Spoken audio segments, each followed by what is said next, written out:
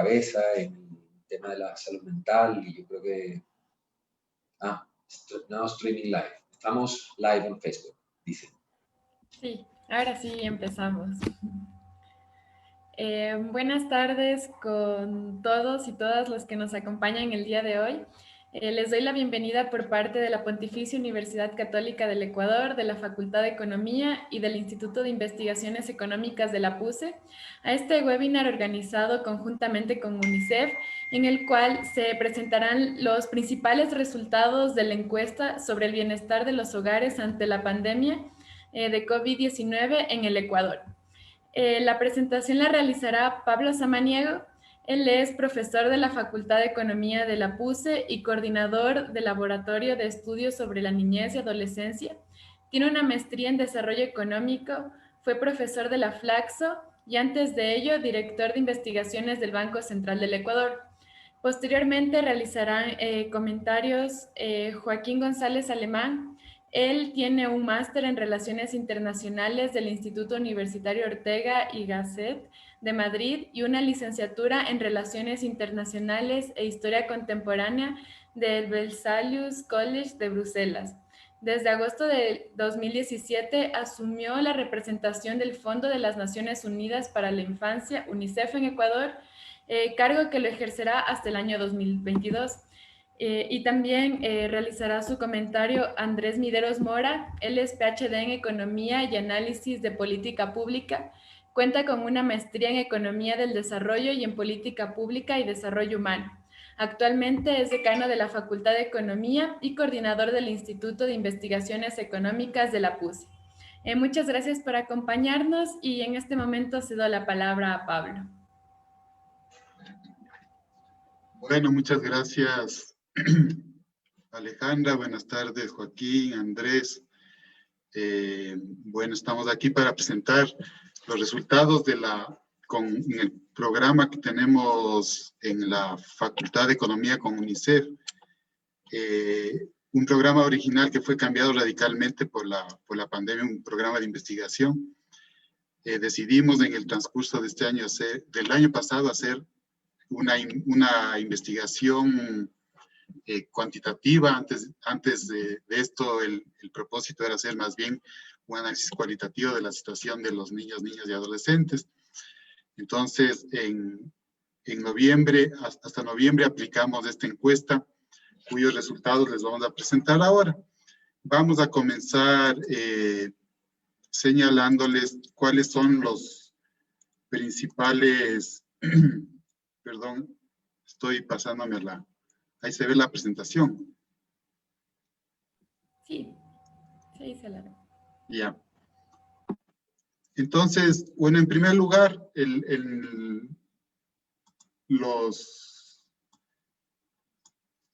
las características de esta encuesta, ¿no es cierto? Se realizó por teléfono porque no era posible realizar presencialmente, aunque algunas encuestadoras ya han comenzado a hacer eso. Y se hizo con un diseño aleatorio robusto y representatividad de la población de 18 años y más a nivel nacional. La muestra efectiva fue de 1.805 hogares, de los cuales el 63% tienen niñas y adolescentes entre 0 y 17 años. Se aseguró a través del plan de muestreo la participación de las 24 provincias del país. Pichincha y Guayas son autorrepresentadas, tienen una muestra suficiente como para tratarlas independientemente. El diseño muestral permite expandir los 1.800 hogares a 4.621.000 y una población superior a los 18 años, de 18 años y más, de casi 11,5 millones de habitantes. Básicamente es una encuesta larga, aunque por la pandemia o todos los expertos que habían hecho encuestas en vía telefónica durante la pandemia nos recomendaron tener un tiempo máximo de aplicación. Eso limitó de alguna manera los temas.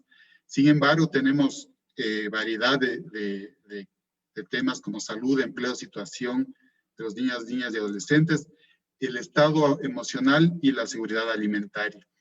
Algunas cosas se quedaron fuera, otras cosas no pudimos medir con la precisión que hubiéramos querido hacer, como el empleo, un poco replicando lo que hace el INEC, pero solamente replicar esa sección del INEC nos tomaba más de 20 minutos. Para hacer el trabajo contamos con el asesoramiento, el apoyo de KIDE en el instrumento de levantamiento de información, es decir, en la boleta, porque ellos ya habían aplicado esto en México. Es hecho por la Universidad Iberoamericana, una universidad pontificia de México, de la parte de nuestras redes de colaboración con las universidades católicas. Y el diseño muestral corrió a cargo de Cuantos, también una empresa mexicana que ya había hecho también la muestra en México, y ellos tenían experiencia para este tema. Finalmente, la encuesta fue levantada por Opinión Pública Ecuador del 14 de octubre al 4 de noviembre, vía telefónica. Fue un trabajo titánico el que realizaron. Nosotros hicimos un seguimiento casi diario de los resultados. Y claro, a veces lo que yo pensaba es lo difícil que resulta el porcentaje de llamadas telefónicas que se contestaban era de apenas del 10%. Entonces, los encuestadores tenían que llamar 100 veces para tener 10 respuestas positivas.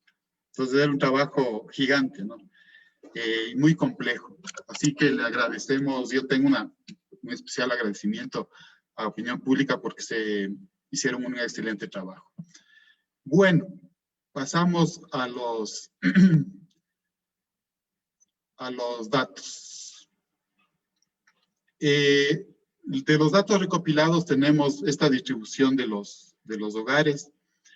En ellos tenemos un promedio de 1,45 miembros en los hogares compuestos sin niños, niñas y adolescentes, y 2,13 miembros en los hogares con niñas, niñas y adolescentes.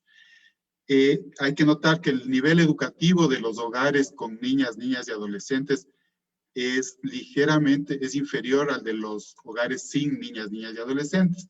Entonces, esto marca una diferencia de partida porque tenemos en economía una relación casi directa entre nivel de instrucción e ingresos de la población. Entonces, vemos que por sí mismos, esos hogares son relativamente más vulnerables. En este gráfico de la derecha, en cambio, vemos cómo se distribuyen los hogares con niñas, niñas y adolescentes y sin ellos por nivel socioeconómico.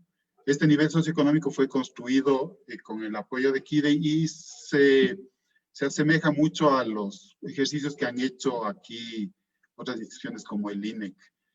Entonces tenemos estos 5 estratos.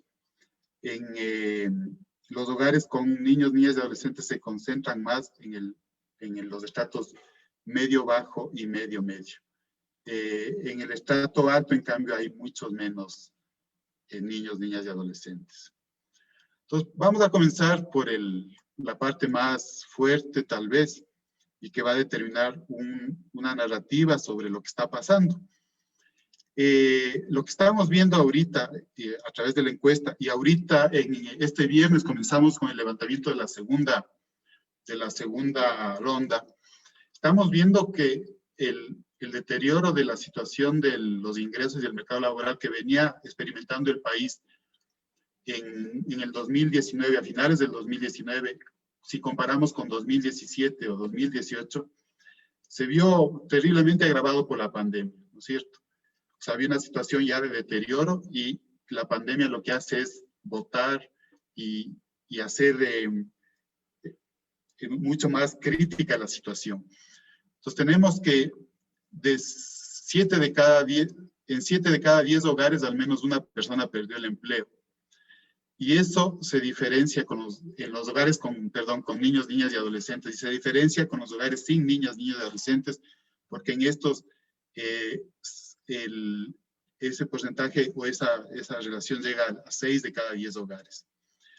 Y una cosa que hemos encontrado es que la pérdida de empleo que a veces suena como algo abstracto, aunque no es abstracto, ¿no es cierto? Pérdida de empleo significa pérdida de ingresos, pero ¿no? Al incorporar nosotros esta medida de inseguridad alimentaria, que es una escala construida por la FAO, encontramos una relación directa entre la pérdida de empleo y la inseguridad. Tenemos así que el 85% de los hogares que se encuentran en inseguridad alimentaria alguna persona perdió el empleo. En cambio, en los hogares con seguridad alimentaria apenas del 48% registran pérdida de empleo. Acompañado a la pérdida de empleo viene la reducción de los ingresos. En 8 de cada 10 hogares con niñas y adolescentes hay esta pérdida de ingresos.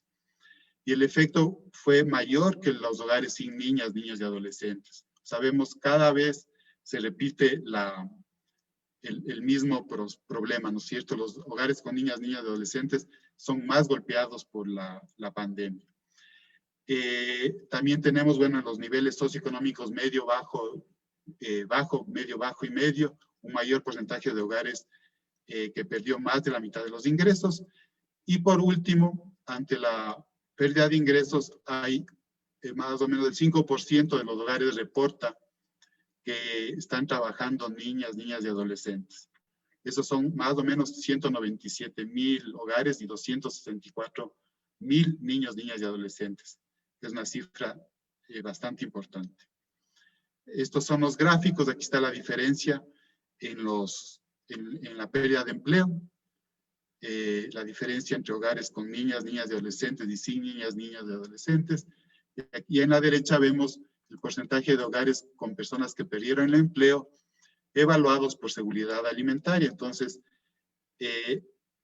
los que tienen inseguridad alimentaria severa, vemos que el 85% en el total, en alguno de los hogares perdió empleo. En cambio, en los hogares con niños, niñas y adolescentes, los hogares que sufren inseguridad alimentaria severa, en el 88,6% de los hogares, al menos una persona perdió el empleo. Y eso se va reduciendo a medida que vamos de inseguridad severa a seguridad, el número de personas que perdieron empleo. Tenemos también que la reducción, bueno, esto ya habíamos visto, la reducción de ingresos sobre todo golpea más a es de lo que nos reportan los hogares, una reducción de más del 50% de los ingresos se concentra en el estrato socioeconómico medio, bajo y medio, y también tiene un correlato con la inseguridad alimentaria, ¿no es cierto? Los hogares que reportan reducción en el ingreso en el último mes con respecto a los ingresos de febrero, en el 85,7% de los casos tienen inseguridad severa. En inseguridad moderada tienen el 85,5% de los hogares con niños, niñas y adolescentes. Vemos otra vez cómo son afectados estos hogares más que los hogares sin niñas, niños y adolescentes, aunque la situación general es dramática para todos, ¿no es cierto? Eso hay que recalcar. Ahora vamos a la salud. Comenzar por la pandemia, ¿no es cierto? Nosotros sacamos de este reporte no es una medida oficial, obviamente, es una pregunta de los hogares que nos contestaron que alguna persona estuvo contagiado o presentó síntomas. Entonces tenemos que, según las respuestas, la incidencia del contagio del COVID-19 es mayor en los hogares con niños, niñas y adolescentes que en aquellos hogares sin niños, niñas y adolescentes. Tenemos una diferencia de 10 puntos porcentuales. Y una cosa muy importante, y esto nos puede llevar a tomar alguna política a nivel nacional, es que las pruebas que se realizaron, los hogares cuyos miembros presentaron problemas, tienen un clarísimo sesgo socioeconómico, ¿no es cierto? En los hogares de ingreso socioeconómico bajo, apenas del 25% hizo pruebas a sus miembros. En cambio, en los hogares medio alto o alto, entre el 68 y el 65% de los que presentaron síntomas tuvieron la oportunidad de hacerse la prueba. Y la realización de la prueba, claro, es un problema por nivel socioeconómico porque cuesta. Tenemos también los precios que pagaron y eso estará en el informe general que hagamos luego. ¿Qué les pasa a los niños y niñas? Hemos dividido la población de niños y niñas de 0 a 4 años, de 5 a 11 y de 12 a 17, que es porque tienen realidades distintas, ¿no es cierto? Los niños y niñas de 0 a 4 años, en términos de, son los que han sido afectados porque no pueden asistir a los centros de cuidado. En el caso de los niños, niñas que asisten a centros de desarrollo infantil y cuidado, el 27,7% no continuó. Perdón, me adelanté de diapositiva. Primero comenzamos hablando por la vacunación. El 27,7% de los hogares con niños y niñas de 0 a 4 años no continuó con la vacunación. Entonces tenemos que agregar al problema económico y de reducción de la nutrición, tenemos que agregar el problema de la vacunación. Casi el 30% de los hogares no asistió a la vacunación por miedo a contagio y por el cierre del servicio. Esos son los problemas que nos contestaron cuando hicimos la encuesta. Por otra parte, de lo que había comenzado diciendo es los hogares con acceso a programas de desarrollo infantil. En los hogares que accedían antes, el 31% accede ahora, sigue accediendo. O sea, tenemos el 70% accede y el 30% ha dejado de acceder. Y de los que no accedían antes, accede el 8,5%. Esto aquí hay que discutir el acceso, ¿no es cierto? ¿Qué se denomina acceso? La mayor parte del acceso es virtual. O sea, los centros de desarrollo infantil, los centros públicos se cerraron. Efectivamente se cerraron. Y lo que dicen o lo que contestan los encuestados es que sí, están accediendo, pero virtualmente. Acceder virtualmente significa que alguien en el hogar tiene que hacerse cargo del acceso de los pequeños, ¿no es cierto? A alguna interacción con los centros de desarrollo infantil. Y el problema más grave es que el 81% en el 81% de los hogares que tienen niñas y niñas, las que se dedican a la atención de los niños y niñas son las mujeres. Entonces, ante el cierre de los centros de atención o de cuidado infantil, junto con la virtualización de este servicio que a veces es contradictorio, ¿no es cierto? No se puede virtualizar un servicio así. Ante esto, la carga ha recaído sobre las madres de familia, o en general sobre las mujeres, pueden ser madres de hermanas. Entonces, esto agravado y es uno de los problemas que creo que tiene mayor influencia y mayor relevancia para analizar en la pandemia. Porque las mujeres han debido multiplicarse para hacer miles de cosas, porque muchas de ellas trabajan también, o la mayoría, si no la mayoría. Entonces trabajan, deben cuidar a sus hijos y deben acompañar a sus hijos a la asistencia a los centros de desarrollo infantil. ¿Qué pasa con los niños y niñas de 5 a 11 años? Bueno, estos están en edad escolar. Y en general las matrículas permanecen bastante altas. El 92% de los hogares con niñas y niñas y adolescentes, niñas y niñas de este grupo de edad han matriculado a sus hijos. Sin embargo, se han quedado fuera, según nuestra encuesta, 115,000 hogares. Esto es un número importante de niños y niñas que no accedieron. ¿Por qué? Principalmente por falta de dinero, el 63%, y por falta de computador el 43%. Y este tema, el de la computadora, va a ser otro de los temas fundamentales que hemos encontrado en la investigación, que luego vamos a hablar en un ratito. El 86% de la matrícula es de instituciones públicas. Entonces, la importancia de las instituciones públicas en el servicio público de educación es innegable, ¿no es cierto? Entonces, ahorita que estamos en un proceso de reducción y de desprestigio de lo público, vemos que eso puede llevar a que muchos niños y niñas se queden simplemente sin acceso, porque el principal acceso que tiene la población es en instituciones públicas. Ahora, dentro de las instituciones públicas, uno de los temas que investigamos es la recepción de la colación escolar, porque eso de alguna manera puede ayudar a la alimentación de los niños, niñas, frente a la reducción de los ingresos. Sin embargo, el 40% ya no accede a la colación escolar, y aquí vemos que de este 39%, 40%, el 26% tiene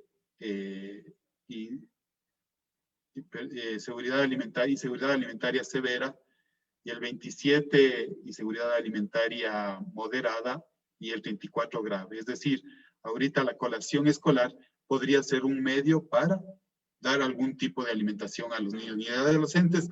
En la investigación que estamos haciendo paralela a esto, a las instituciones públicas, ellos nos han respondido que están entregando a los padres de familia en los centros de educación la colación escolar, pero nosotros, claro, no ha sido universal como era antes, ha tenido problemas, y ha tenido problemas obviamente de problemas para llegar.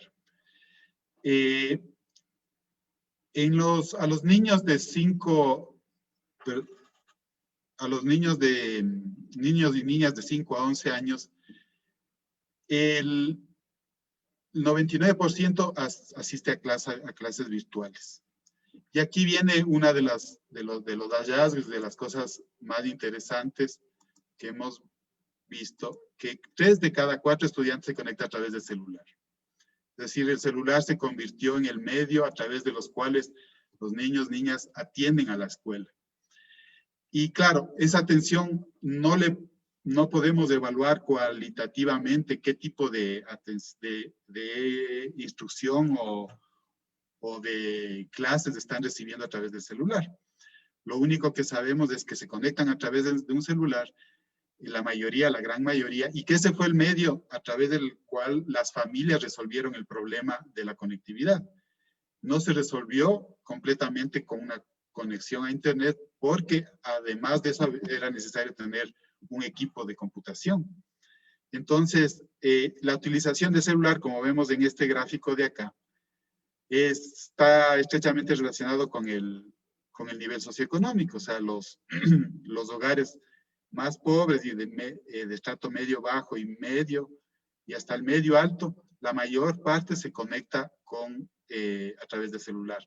Solamente en el estrato alto, el 70% tiene computadora, laptop o tablet para hacer esa conexión. Ahora, en términos cuantitativos, el número de horas a los que asisten estos niños, niñas, a las clases se ha reducido radicalmente frente a lo que era antes, ¿no es cierto?, con las clases presenciales. Nos respondieron que los hogares públicos y fiscomisionales, las clases duran más o menos 2 horas al día, y realizan tareas por 2,36 horas, lo cual es muy diferente de los colegios privados, en los que el promedio es de 3,63 de clases y 2,10 de tareas. Y de ahí viene una percepción que tienen los hogares sobre la calidad de la educación. Entonces, aquellos hogares cuyos niños están en colegios, escuelas públicos o fiscomisionales, dicen que es regular o mala casi el 50%. En cambio, en los privados dicen que es regular o mala el 25%. Entonces, estamos frente a un problema. Hay acceso, ¿no es cierto? Vemos que la matrícula es súper alta. Hay un acceso, pero un acceso malo. Y hay un acceso en el que los niños y niñas están perdiendo una etapa, un año de su vida, o han perdido ya un año de su vida por mala calidad de educación, por las deficiencias en el acceso y por las formas en que se comunican. Tenemos en la encuesta preguntas sobre cómo se comunican. Por ejemplo, la mayor parte responde que a través de un mensaje de WhatsApp reciben las tareas. Entonces, no hay comunicación directa. Muchas veces no hay comunicación directa con los maestros y maestras, sino que se comunican o reciben un mensaje para hacer las tareas.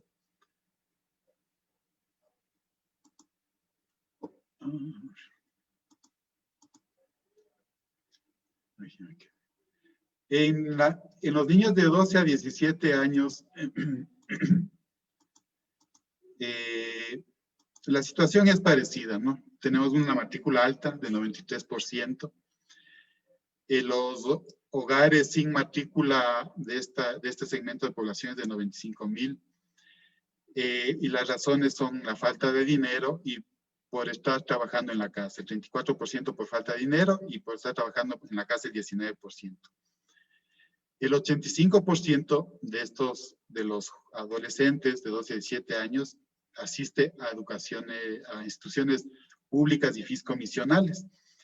Entonces, otra vez tenemos la importancia que tiene la educación pública en el Ecuador y cómo un modelo que debilita la educación pública en el Ecuador necesariamente va a debilitar la educación de una parte súper importante de la población.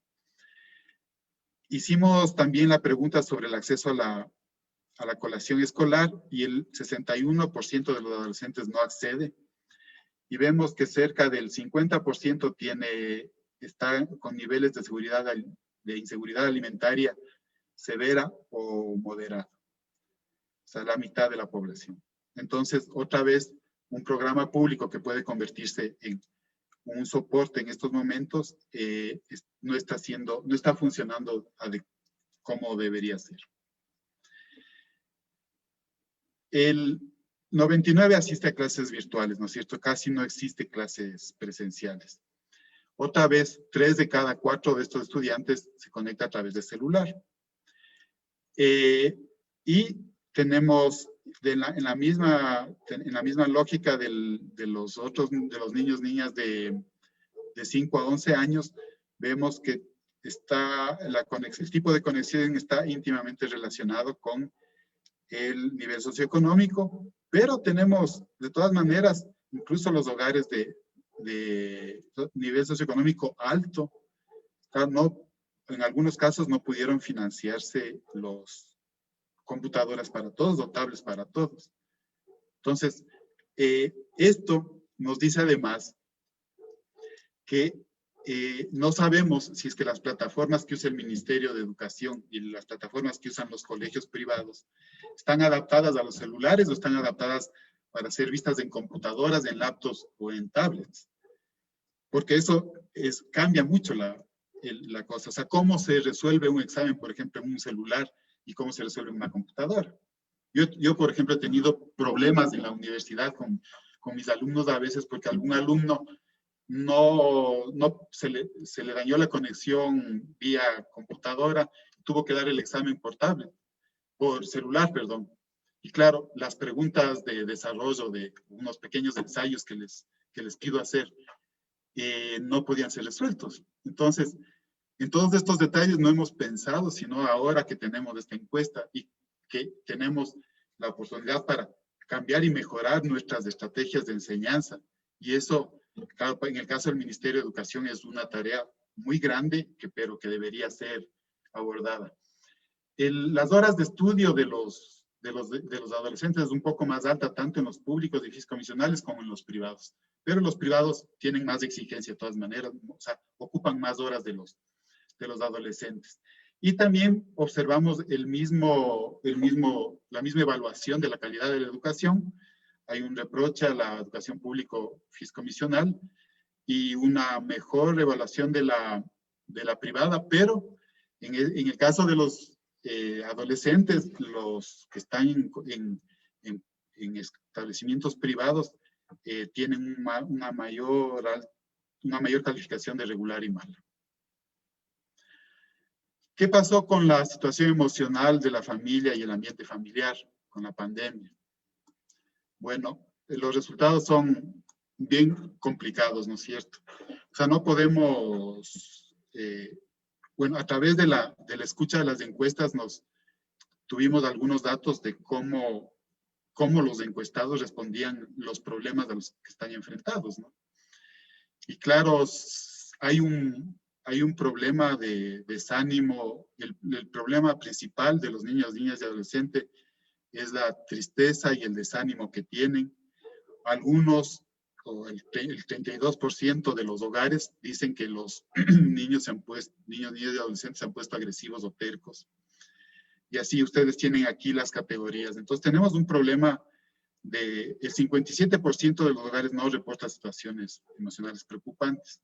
El 37% sí, y es el máximo valor que encontramos. Entonces ahí tenemos un conjunto de problemas que van más allá de la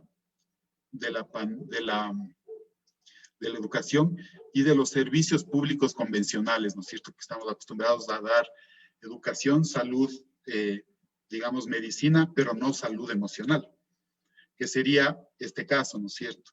¿Cómo están soportando, cómo están llevando los niños, niñas y adolescentes de este problema?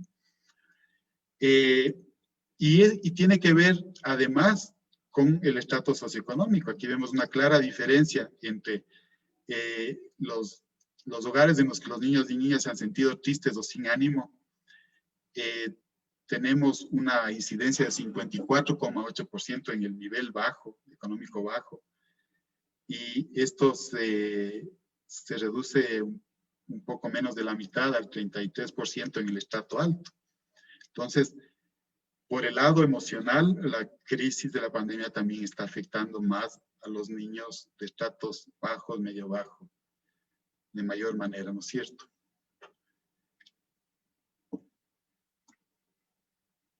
Ahora, el nivel de preocupación, los hogares con niños, niñas y adolescentes, se les pidió que califiquen con una escala de 0 a 10 cuál es su nivel de preocupación sobre la pandemia. Entonces, los hogares con niños, niñas y adolescentes están más preocupados por la pandemia que los hogares sin niños, niñas y adolescentes. Esto vemos aquí en esta parte de acá del gráfico. Y otro conjunto de preguntas sobre cómo están los hogares, más bien dicho, cómo está la persona a la que se le encuestó. Entonces, los hogares preocupados o nerviosos, más de la mitad de los días o casi todos los días, también tiene que ver con el nivel socioeconómico. Y esto es obvio pensar, si vemos que han perdido empleo, han perdido ingresos en mayor proporción, tienen niveles de inseguridad alimentaria alta,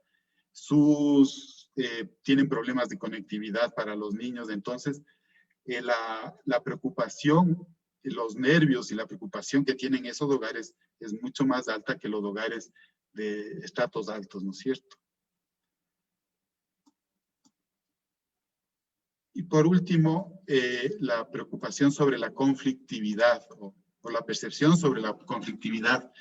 Los hogares con niños, niñas y adolescentes presentan un porcentaje absolutamente mayor a los otros hogares en términos de conflictividad. Así contestaron, lo cual nos hace pensar, nos hace ver que hay otro ingrediente adicional que puede perjudicar al desarrollo emocional, intelectual y físico de las niñas y adolescentes, que es la situación dentro de las familias. Que es, o sea, suponemos hay hay situaciones muy conflictivas dentro de las familias que hacen que en el caso de los hogares con niñas y adolescentes esto se vuelva más complejo. Y aquí relacionamos el aumento de conflictividad con los efectos de la pandemia. Entonces, bien, vemos que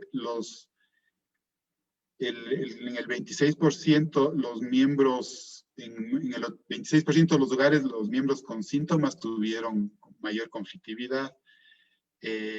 Los no miembros con síntoma reportan menos conflictividad. Los que están afectados por el empleo claramente tienen mayor nivel de conflictividad que aquellos que no están afectados por problemas de empleo.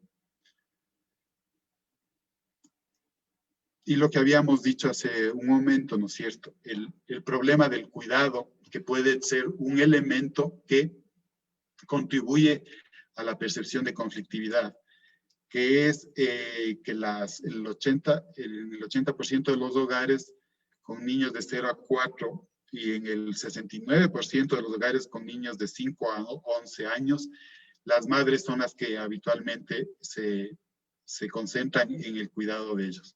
Entonces, toda la carga de la crisis provocada por la pandemia, del encierro, de la virtualización de la educación, etcétera, está recayendo sobre las madres y las mujeres. Entonces, ese es un tema que hay que considerar y tomar en cuenta. Entonces, como conclusiones y recomendaciones de política, tenemos básicamente que es necesario ver la forma de revertir la situación económica para que los hogares logren alimentarse adecuadamente, y en eso se debe alentar el empleo decente y sostener niveles de ingresos que permitan a los hogares propender a la seguridad alimentaria, extender el número de beneficiarios y el tiempo de las transferencias monetarias. Nosotros cuando hicimos al principio de la pandemia, en junio, presentamos un trabajo sobre la vulnerabilidad de los hogares frente a la pandemia.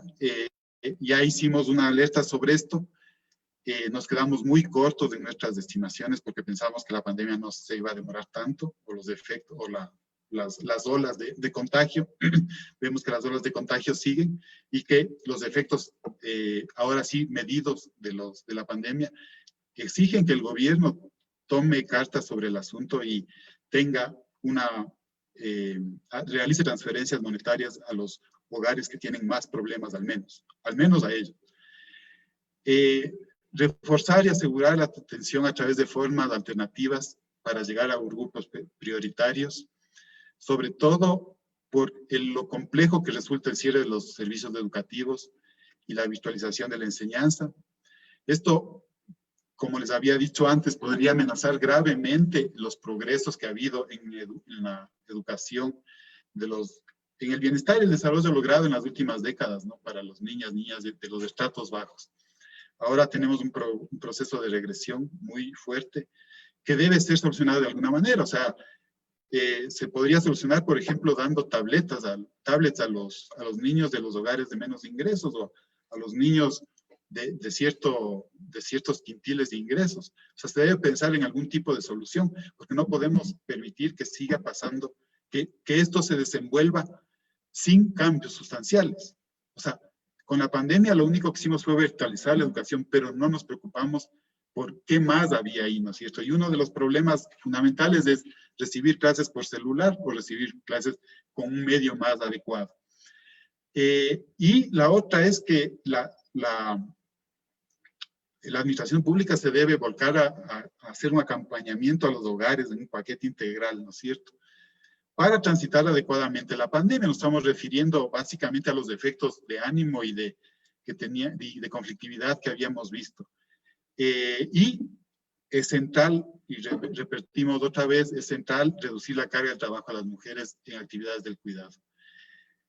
Y por último, bueno, esta parece una frase repetida, pero hay que repetir: las familias deben estar en el centro de la acción pública a través de un sistema de protección social universal e integral. O sea, hay que volver a reiterar esto.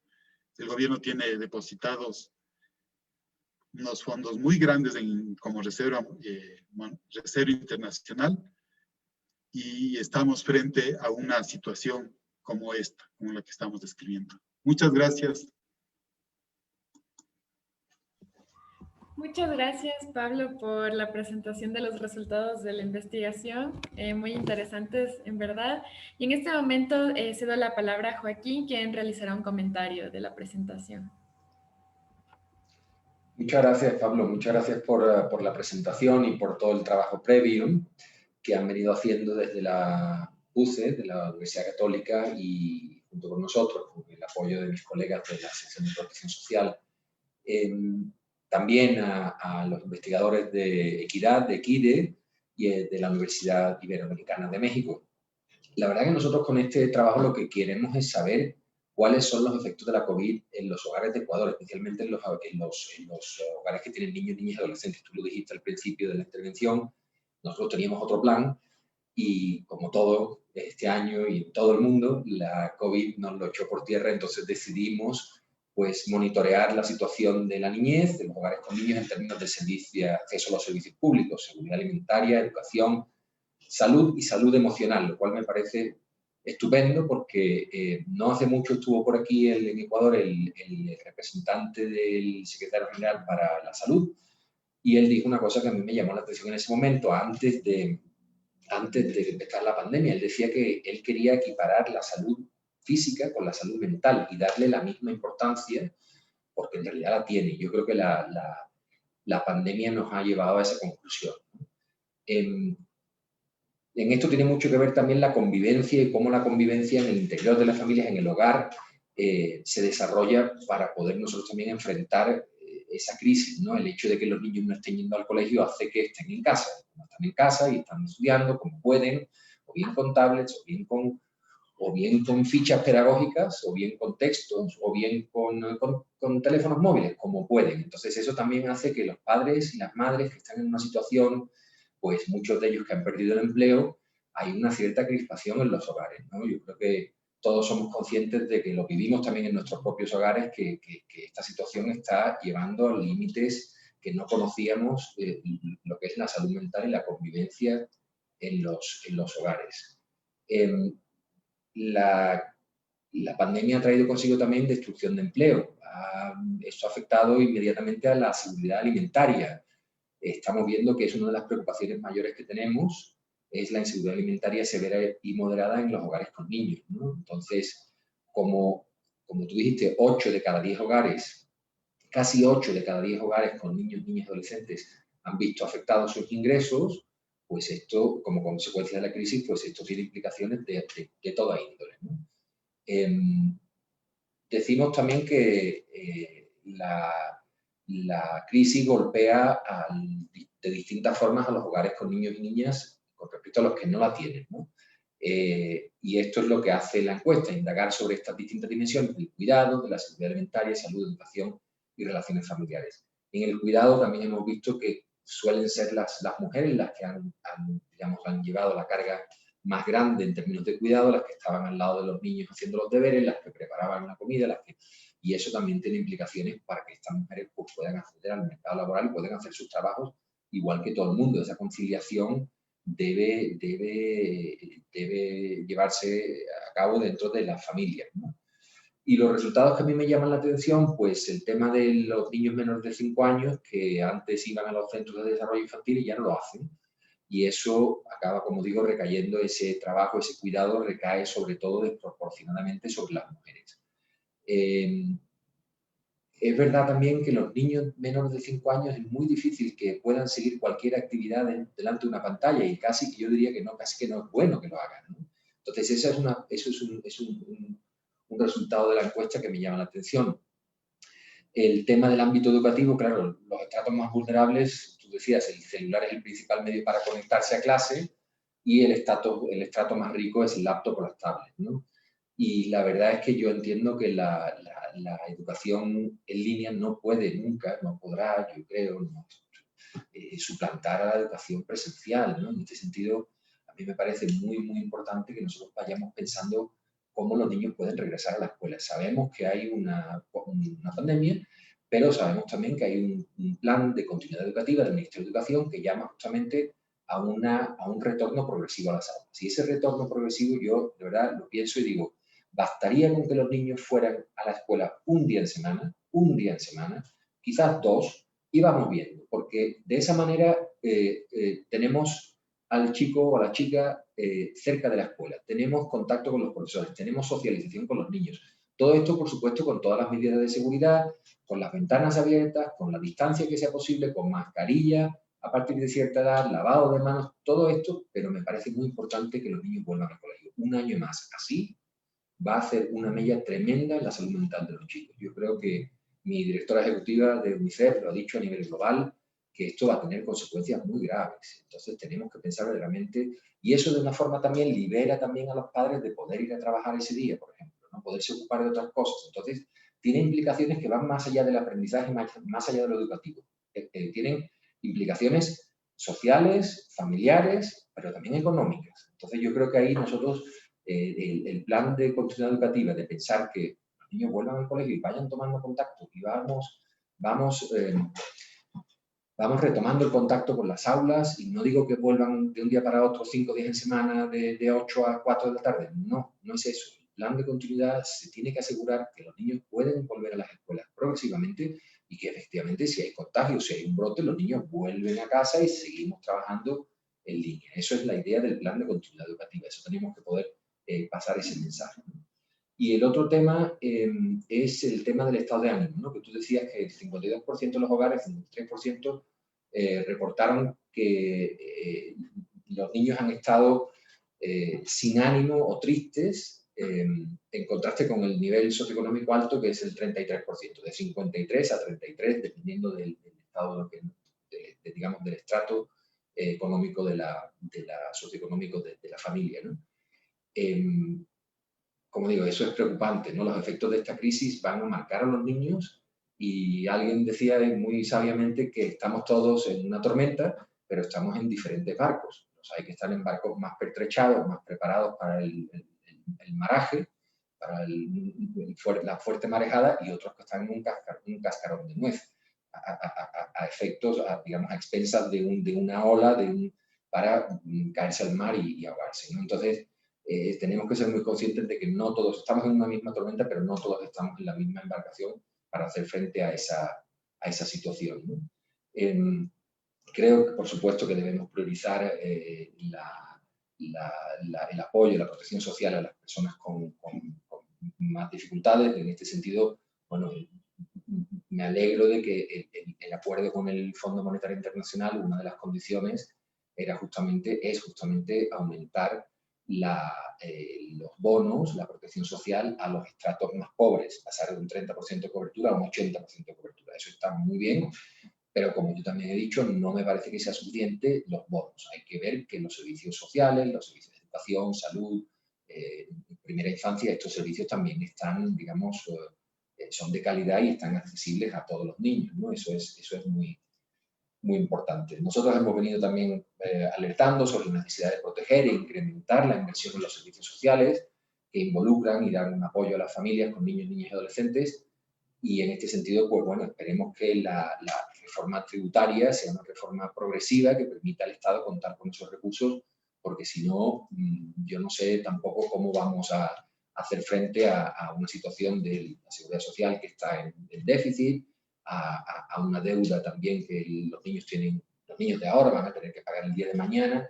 Entonces la inversión en capital humano es digamos, ineludible, ¿no? Es una forma de... Y yo creo que no podemos separar lo económico. Hay un gran discurso entre vamos a fortalecer la economía, a reactivar el tejido económico, y luego, por otro lado, no se habla de lo social. Se tienen que hacer las dos cosas. No se puede hacer solamente lo económico. Si no nos ocupamos de lo social, cuando nos queramos dar cuenta es demasiado tarde. Entonces, también esa inversión contracíclica es muy necesaria en momentos de crisis, de poder justamente invertir lo social en los momentos en los que van las cosas peor, ¿no? Entonces, veamos qué se puede hacer en el próximo gobierno, qué espacio fiscal se puede generar para poder atender a estas necesidades, ¿no? Nuestro mandato de UNICEF es continuar apoyando esfuerzos como este a través de ejercicios de monitoreo, cuya intención básicamente es abonar una discusión que el país necesita de cara a poder responder y atender a una crisis económica y social que atraviesa el país y el mundo entero. Entonces, para nosotros es siempre una cuestión de encontrar alternativas, salidas, de aprender lecciones, para responder más oportunamente a futuras crisis y construir un camino que permita al país, pues, darle a cada niño una oportunidad equitativa en la vida, ¿no? De eso se trata y por eso estamos aquí. Muchísimas gracias. Muchas gracias a usted, Joaquín. Y en este momento doy paso a la intervención de Andrés Mideros, pero sin antes recordarles que estamos receptando sus preguntas en la parte de preguntas de este webinar y al final las leeré para que nuestros panelistas las respondan. Ahora sí, Andrés. Muchas gracias, Alejandra, y un saludo cordial a todas y todos quienes nos acompañen aquí en Zoom y en redes sociales. Un saludo también, Joaquín, Pablo, qué gusto poder compartir este panel y qué gusto también poder ver que se van dando resultados a esta colaboración de investigación entre la PUCE y UNICEF y, claro, con otros aliados también. Sin duda eso buscamos y la misión de la universidad es buscar la verdad y promover la dignidad humana y más ahora que frente a la pandemia de la COVID-19 sumado a unas dificultades económicas que ya arrastraba el país, es necesario encontrar soluciones y para eso necesitamos un diagnóstico claro. En buena hora que hay resultados, en mala hora la situación, y hay que decirlo, y sobre todo en el caso de la niñez y de la infancia, que es el futuro. Me llama mucho la atención y hay un número que se repite mucho, que es de un 30%, de un tercio. La encuesta nos muestra que el 27,7% de infantes no continuó con la vacunación, que el 30% no dejó de acceder a desarrollo infantil, que hay 115,000 hogares con niños y niñas de entre 5 y 11 años donde estos niños y niñas no van a la escuela, que hay 95,000 hogares con niños, con adolescentes de entre 12 y 17 años que no están yendo a la escuela o al colegio, ¿verdad? Y más o menos una corte de personas en el Ecuador es alrededor de los 300,000 personas, alrededor de 300,000 guaguas nacen cada año en el Ecuador, más o menos dependiendo de cada uno, ¿no? Y por eso digo que esos 115,000 o esos 95,000 también son como un tercio de una generación, de una corte. Y son 18 cortes que están siendo afectadas, desde quienes tienen 0 hasta quienes tienen 17 años, que es lo que podemos ver. Y vemos que esas 18 cohortes de niños, niñas y adolescentes en el Ecuador están teniendo alguna afectación, un tercio de cada corte, ya sea en vacunas, en los centros de desarrollo infantil, en la escuela o en el colegio, ¿verdad? Y eso es un problema ahorita, porque es evidente que como sociedad no estamos logrando proteger a quienes más lo necesitan, que son las niñas, niños y adolescentes. Y es un problema de medio y largo plazo, desde una perspectiva de desarrollo a futuro del país, porque lo que estamos haciendo es literalmente desperdiciando un tercio de nuestras capacidades humanas y sociales para el futuro. Porque son niños y niñas sin vacuna, con mayor prevalencia de desnutrición y entonces con menores desarrollos cognitivos y entonces a la larga también con menores capacidades productivas. Y lo mismo pasa con quienes no han podido continuar en el sistema educativo o lo han hecho con baja calidad por un elemento muy básico. Sabemos que hay una edad crítica que son los 15 años. Cuando uno termina la educación general básica y va a pasar al bachillerato, que ya es legal trabajar, entre comillas, porque ya cumplió los 15 años, ya no es trabajo infantil, tiene que trabajar y estudiar, lo sabemos, pero ese momento es crítico porque ya esa persona puede trabajar. Y es un costo de oportunidad muy alto para un hogar en situación de pobreza o de vulnerabilidad, donde el costo de oportunidad de que un miembro que ya tiene 16, 17 años continúe estudiando en lugar de trabajar, el costo de oportunidad es muy grande. Y si esa persona, ese niño o niña, llega con retraso en términos del año de escolaridad que le corresponda, porque no pudo hacerlo 1 o 2 años, o porque no pudo hacerlo con la calidad adecuada, ese costo de oportunidad es aún más grande, porque encima viene retrasado en términos del año que le correspondía, ¿verdad? Y me preocupa que eso no lo vamos a ver en el 2020, lo vamos a ver bastante más adelante, en 5, en 6, en 10 años, cuando estas cortes lleguen a esas edades críticas y empecemos a tener mayores deserciones escolares. Y empecemos a tener cortes que no culminan todo el proceso educativo. Y empezamos a tener cortes que también vienen con mayor prevalencia o con mayor posibilidad de caer en malnutrición, ya sea de la desnutrición crónica o de la obesidad, que son problemas gruesos a los cuales el país no ha logrado dar resultado todavía. Y quizás ese es el efecto de mediano y largo plazo más severo de esta crisis. Evidentemente, en 2020 tenemos datos alarmantes. 36,000 muertes en exceso cuando nos comparamos con los años anteriores, la pobreza que ha subido hasta el 30 o 35% incluso, estamos a la espera de la ENEMDU de diciembre para poder validar algunos datos.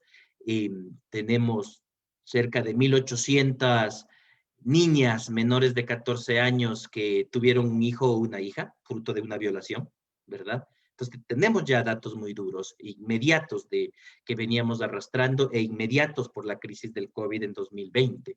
Pero hay estos efectos de mediano y largo plazo en donde estamos hipotecando y desperdiciando el potencial futuro del desarrollo. Y la conclusión es evidente, la conclusión que planteó Pablo es esa, no hay mucha vuelta que darle, son los sistemas de protección social para proteger el bienestar actual y para garantizar las capacidades de desarrollo hacia el futuro en donde tenemos que trabajar. Y además vemos que lo que dijo Joaquín, que esta crisis, que ya era económica y que se sumó la pandemia y se hizo más grande, hace más grandes las desigualdades, porque todos los datos que nos presentaron lo ratifican. La misma tormenta, pero no estamos en el mismo barco, Joaquín lo ha dicho súper claro. Y es así, no es lo mismo poder soportar el aislamiento con posibilidades de teletrabajo, con posibilidades de acceso a la educación, que cuando uno vive del diario y es la decisión de salir y poder contagiarse, cuando además no tengo los recursos para acceder a la prueba, cuando además no tengo las posibilidades de un sistema de salud que me garantice determinadas coberturas, o quedarme en casa y no tener ingresos para poder comer. Entonces, hemos llevado a la sociedad y sobre todo a los más vulnerables a tener que tomar esas decisiones. Y eso pasa por la baja cobertura de los sistemas de seguridad social en el caso ecuatoriano. Y también comparto mucho lo que decía Joaquín. Y este tema de la protección social y de la protección y de la promoción, y sobre todo de niños, niñas y adolescentes, tiene que venir de la mano con lo económico. Porque no se trata solo de resolver unos problemas económicos que pueden ser fiscales o solo de poder sostener y ampliar los sistemas de protección social cuando tienes además un problema fiscal, sino que tenemos que dar unas soluciones integrales. Yo coincido con lo señalado en términos de una necesidad de ampliar los sistemas de protección social más directos, que vienen por el lado de las transferencias monetarias o de las transferencias en especie, ¿verdad? Dentro del Instituto de Investigaciones Económicas, armando algunos análisis que hemos hecho que puedan combinar estas dos cosas, la reactivación económica con la protección, y que sí que van de la mano, porque el Ecuador en este momento tiene un problema de una paralización de la oferta y de la demanda. Y lo que hay que impulsar es lo que conocemos como la demanda interna, que tiene tres elementos: el consumo de los hogares, la inversión privada y el gasto público. No hay más, eso es la demanda interna. El consumo de los hogares está restringido porque hay menos empleo y porque hay menos ingreso de quienes tienen un empleo. La inversión privada difícilmente se va a activar cuando no tiene un mercado que le compre, muy difícilmente. Lo único que nos quedan son activar los instrumentos a través del gasto público, pero bien dirigidos. Es un gasto público que sostenga capacidades, que sostenga libertades humanas. Y eso pasa por la salud y la educación. Y eso pasa por estas transferencias monetarias directo a los hogares, para que los hogares puedan seguir consumiendo, para que los guaguas puedan seguir yendo a la escuela, para que puedan acceder a las vacunas, para que puedan acceder no solo a un celular, que muchas veces, como bien dijo Pablo, no es la mejor forma de poder acceder a una clase virtual, para nada, sino a un equipamiento adecuado. Entonces son transferencias monetarias que impacten el consumo de los hogares y que al mismo tiempo que protegemos bienestar, generamos reactivación económica vía consumo. Algunas estimaciones que hemos hecho, esto puede estar llegando a entre 1 y 2 puntos del Producto Interno Bruto, entonces alrededor de entre 1.000 y 1.800 millones de dólares que se requerirían para poder ampliar eso y cumplir lo que decía Joaquín, de ampliar la cobertura de las personas que reciben este tipo de transferencias, ¿verdad? Entonces, sí, hablar de 1.000 a 1.500 millones de dólares en transferencias monetarias directas a los hogares, sin duda es un elemento de política pública que se requiere en el cortísimo plazo, y que eso proteja bienestar, impulse consumo, como lo estaba diciendo. Y sobre todo tener prioridades claras. Y cierro con lo que empecé.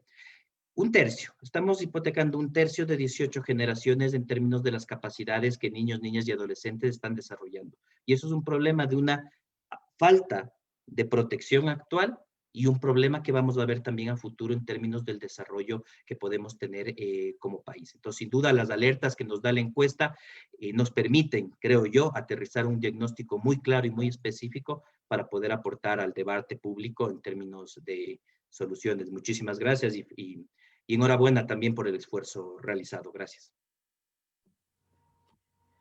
Muchas gracias, Andrés. Y en este momento damos paso a las preguntas. En primer lugar, tenemos 3 preguntas para Pablo. La primera es, ¿dónde podemos acceder a los resultados de la encuesta? La segunda pregunta, ahora que estamos en elecciones, ¿se han socializado estos resultados a los candidatos que aspiran a la presidencia del país, considerando además que la encuesta muestra la importancia del sistema público educativo y se han escuchado propuestas que contemplan una reducción drástica del tamaño del Estado? Y en tercer lugar, ¿con qué recursos cuenta el gobierno y cómo los puede canalizar para atender la situación de las familias afectadas por la crisis? Y finalmente tenemos una pregunta general que nos dice, ¿es factible la creación y fortalecimiento de redes de apoyo comunitario hacia las familias para ser más resilientes respecto de la situación emocional y psicológica proveniente de la pandemia? Esas son todas las preguntas. A ver,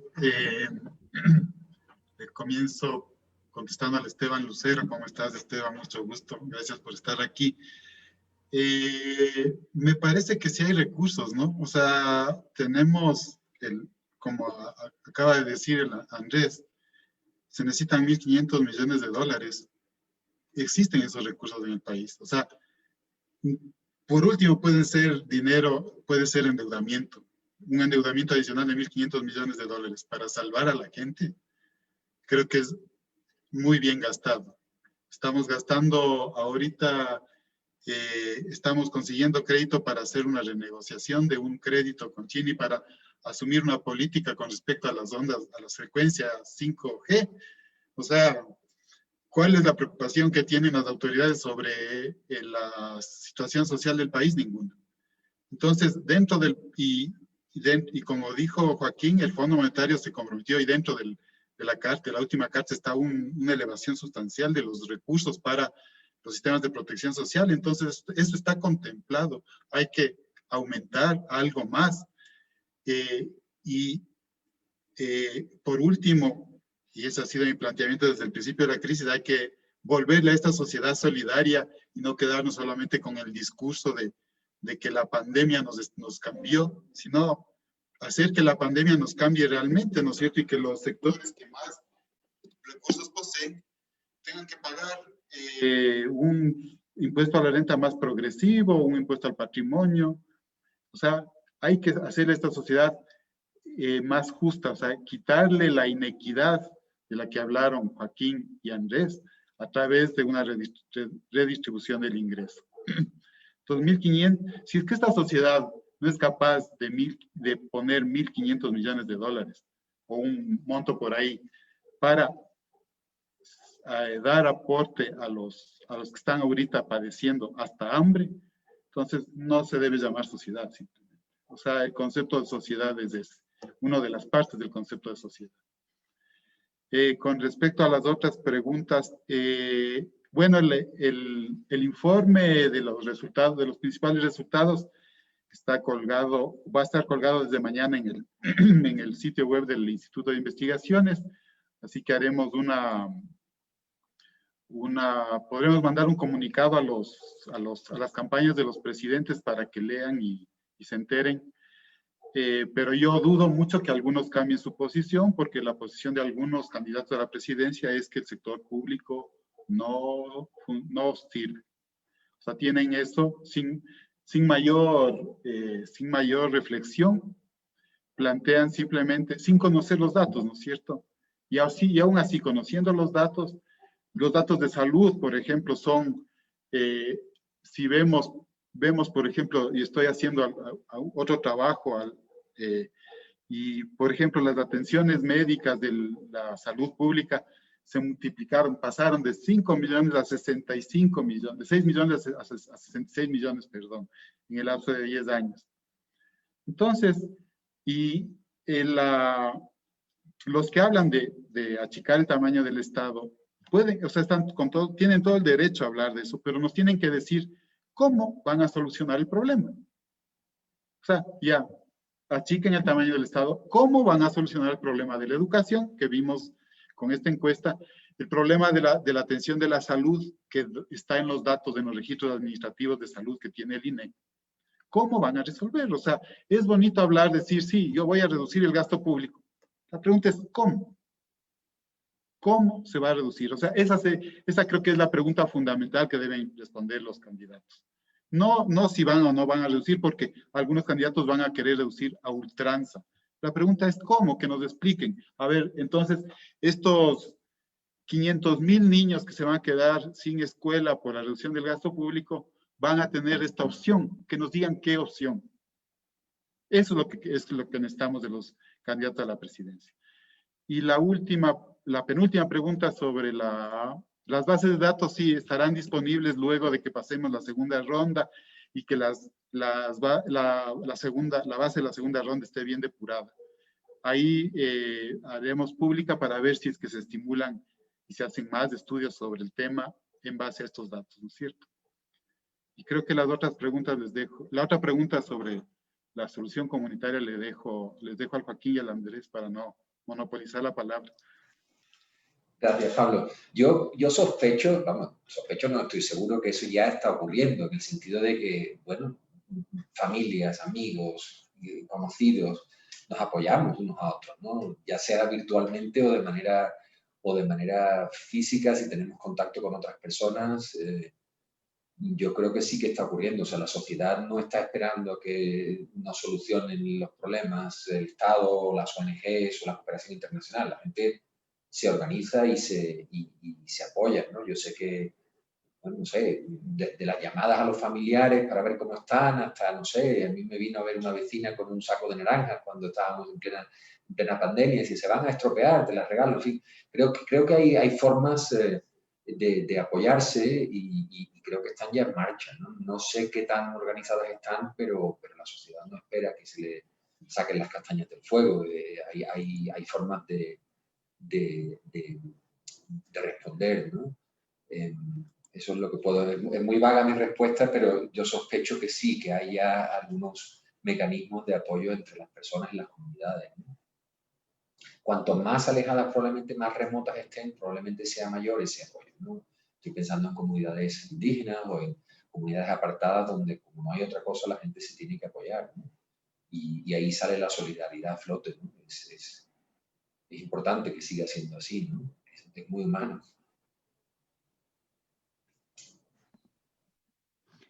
Sí, muchas gracias. En la misma línea, y claro, también veo que en Facebook ha llegado por ahí otra pregunta, ya la tengo.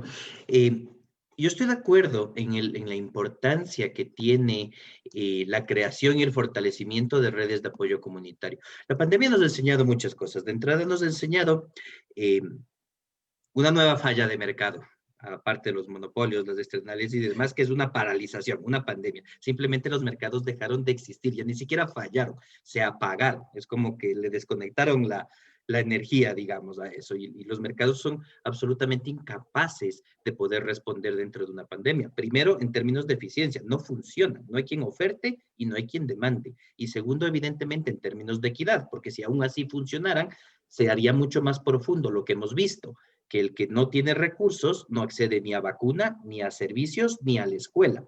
Entonces, es evidente que en términos de mercado hay problemas. También hemos visto que en términos del Estado no nos satisface, porque también es muy distante y es muy difícil.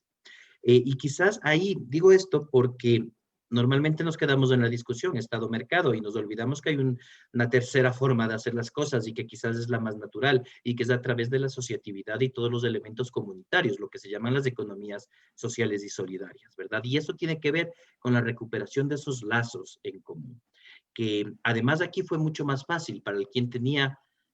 algunos llaman capital social, yo prefiero decirle lazos sociales y relaciones comunitarias, ¿verdad?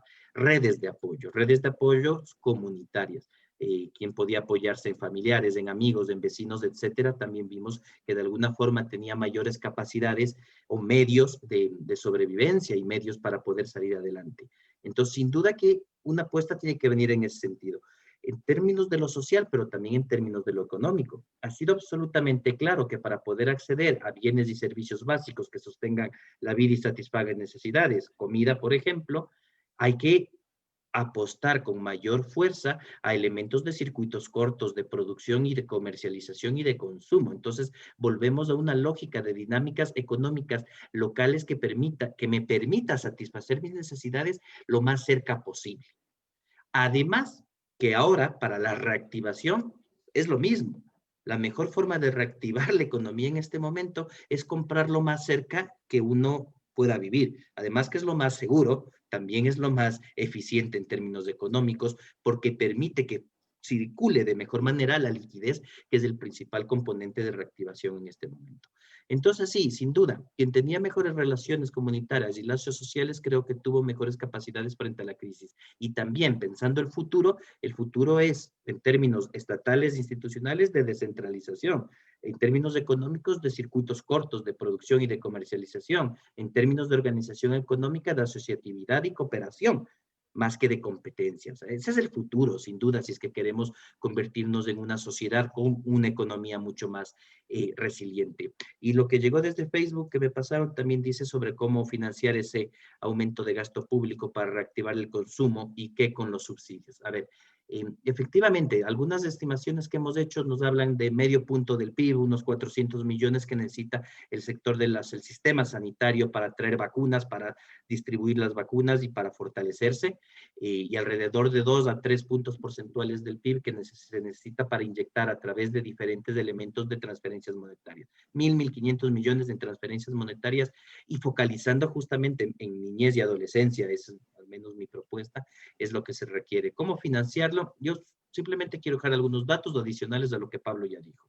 Porque es verdad que el Ecuador se sigue endeudando, 6.500 millones con el FMI, 3.500 millones en un acuerdo vinculado a un esquema de monetarización, concesión o privatización de activos que no está todavía claro, que lo digo, yo no estoy de acuerdo con esa negociación, pero llegando a esos recursos son 3.500 millones que habrá que ver en qué se están utilizando, porque finalmente es endeudamiento nuevo que se está haciendo. Entonces, está la deuda ya contraída.